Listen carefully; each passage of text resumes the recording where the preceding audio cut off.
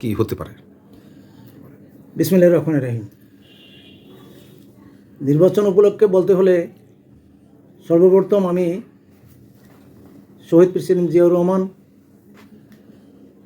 বাংলাদেশের যিনি কাণ্ডারি ছিলেন, দুঃসময়ে যখন বাঙালি জাতির পক্ষে ঝাঁপিয়ে পড়েছেন, তার রুহের আত্মার মাগফিরাত কামনা করছি।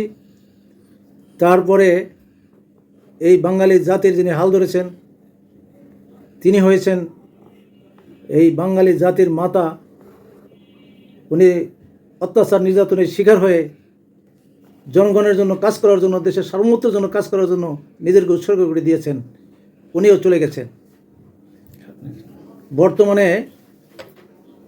ওনাদের যোগ্য উত্তরসূরি জাতীয়তাবাদী দলের চেয়ারম্যান জনাব তারেক রহমান আজ থেকে 17 বছর আগে ওনাকে যেভাবে নির্যাতন করেছে, যে অত্যাচার করেছে,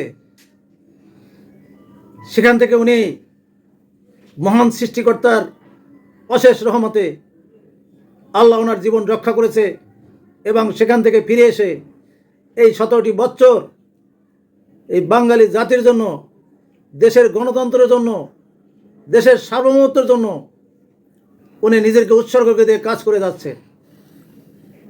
এই 17টি বছর আমরা ফেসিবাদের রোশানলে পড়ে আমরা এই দলের কর্মী হিসেবে মাঠে সদা জাগ্রত ছিলাম। আমরা অনেক অত্যাচার নির্যাতনের শিকার হয়েছি। আমি 3 বার ইনজুর্ড হয়েছি, বেঁচে আছি বোনাস। আজকে সামনে নির্বাচন। এই নির্বাচন উপলক্ষে পরিষ্কার কথা, আমি যেটা বুঝি,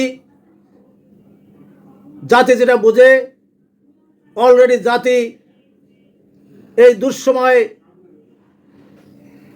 জনাব তারেক রহমান বাংলাদেশে আসার পরে বাঙালি জাতি আলোর পথ দেখা শুরু করেছে এবং সেই আলোর পথ দেখা শুরু করে যে নির্বাচনটি সামনে 12 তারিখে অনুষ্ঠিত হতে যাচ্ছে, সেই নির্বাচনটিও উনি এদেশে পা দেওয়ার পরে জনগণ আজকে ঐক্যবদ্ধ হয়েছে, একটি সুষ্ঠু ভোটের প্রত্যাশা করছে। গণতন্ত্র ফেরত পাবে, যার ভোটাধিকার সে দেবে। আমি পরিষ্কার করে একটি কথা বলতে চাই, আমরা রক্ত দিয়েছি, আমরা রাজপথ ছাড়ি নাই, আগামী দিনেও ছাড়ব না। এই নির্বাচন এদেশের মাটি ও মানুষের নির্বাচন। এই নির্বাচন এদেশের জনগণের নির্বাচন। এই নির্বাচন সুষ্ঠুভাবে সম্পন্ন করার জন্য সরকারকে দায়বদ্ধতা আছে। এই দায়বদ্ধতা থেকে কেউ কোথাও সরে যেতে পারবে না।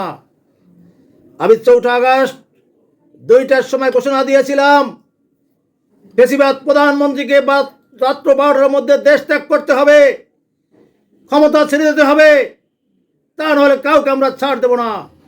আজকে নির্বাচন উপলক্ষে আমি জাতীয়তাবাদী দলের কর্মী হিসাবে, ভারপ্রাপ্ত চেয়ারম্যানের কর্মী হিসাবে আমি একটি ঘোষণা দিতে চাই। নির্বাচন উপলক্ষে কোনো রকম কোনো কারচুপি, কোনো পেশি শক্তি, কোনো নির্বাচন বন্ধের পায় তারা যারা করবে, তারা কোনোভাবে রক্ষা পাবে না। দেশ ছেড়ে তারা পালাতেও পারবে না। তাদের করুণ পরিণতি অপেক্ষা করবে। জাতি কাউকে ছেড়ে দেবে না। সর্বোপরি আজকে সারা বাংলাদেশে ধানের শীষের জোয়ার এসেছে।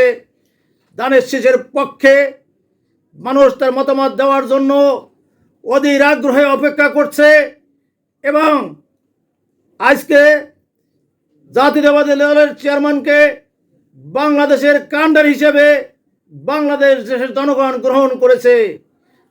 ওনার পিতা হারিয়েছে অসময়ে, ওনার মাতা বিনা চিকিৎসায় চলে গিয়েছে, ওনার ভাই বিনা চিকিৎসায় চলে গিয়েছে। আমরা ওনার দলের কর্মী হিসেবে আমরা ওনার পাশে আছি, ওনার পাশে থাকব। বাঙালি জাতি এটা গ্রহণ করেছে। আজকে যে অপরশক্তি মাথাচাড়া দিয়েছে, এটা দেশের জন্য একটি অশনি সংকেত। এই অশনি সংকেতকে কেমনে দমন করতে হয় সেটা বাঙালি জাতি সবচেয়ে ভালো জানে। কারণ বাঙালির জাতি হচ্ছে বীরের জাতি।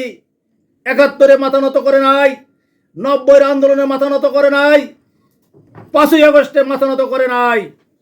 সকল আন্দোলনে তারা সফলতা লাভ করেছে। সর্বোপরি কথাটা এভাবে বলতে চাই, জনগণের ভোট জনগণ দেবে, জনগণের গণতন্ত্র জনগণ রক্ষা করবে। এটা নিয়ে আর ছিনিমিনি খেলার কারো সুযোগ নাই। আর যারা আপনারা সরকারে আছেন, যারা সরকারে এসেছেন, তাদের কি অবদান ছিল আপনারা নিজেরা খোঁজ দিয়ে দেখুন। তাদের যে অবদান ছিল তার চেয়ে জাতি আপনাদেরকে বেশি সুযোগ দিয়েছে। জাতির কোনো ভাগ্য নিয়ে ছিনিমিনি খেলা চলবে না। যদি ভাগ্য নিয়ে ছিনিমিনি খেলা হয়, ৩ ঘন্টা বলে দিতে চাই, কেউ রেহাই পাবেন না, কাউকে রেহাই দেওয়া হবে না। কোনো অবস্থাতে আমরা ছাড় দেব না।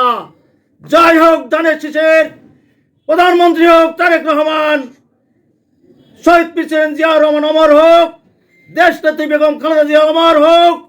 সকলে মিলেমিশে ধানের শীষে ভোট দিন, এই কামনা করে নির্বাচন উপলক্ষে আমার বার্তা আমি এখানেই শেষ করছি। আল্লাহ হাফেজ। জাতীয়তাবাদী দল জিন্দাবাদ, তারেক রহমান জিন্দাবাদ, শহীদ প্রেসিডেন্ট অমর হোক জিন্দাবাদ, খালেদা জিয়া অমর হোক জিন্দাবাদ। আমি আরো যোগ করতে চাই, বেগম খালেদা জিয়া আমাদের মাতা, ১৭টি বছর এই গণতন্ত্রের জন্য লড়াই করেছে।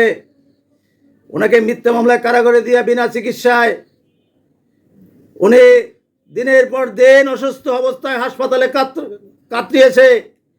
আজকে তারপরেও ফ্যাসিবাদ বিদায় নেওয়ার পরেও উনি জনগণকে বলেছে আপনারা শান্তি থাকুন, ধৈর্য ধারণ করুন। এত ওনার ত্যাগ, এত ওনার অর্জন, তারপরেও উনি জাতিকে ঐক্যবদ্ধ করে রেখে গিয়েছে। আজকে ওনার যোগ্য উত্তরসূরি হিসাবে জনাব তারেক রহমানও এই দেশের মানুষকে ঐক্যবদ্ধ করে তুলেছেন এবং ঐক্যবদ্ধ রাখার জন্য সব চেষ্টা উনি চালিয়ে যাচ্ছেন। উনিও নির্যাতিত হয়েছে, ওনার মেরুদণ্ডে আঘাত করেছে। এখনো জানি না মাঝে মধ্যে ওনার এই মেরুদণ্ডের ব্যথা আসে কিনা। তারপরে উনি সব কিছু ভুলে গিয়ে সকলের ঊর্ধ্বে উঠে জাতিকে ঐক্যবদ্ধ করার জন্য একটি সুষ্ঠু নির্বাচনের জন্য সকলকে আহ্বান করিয়াছে। তাই আমরাও এই সুষ্ঠু নির্বাচনের অপেক্ষা আছি। সুষ্ঠু নির্বাচনের কোনো বিকল্প নাই, থাকবে না বলে আমি আশা করি।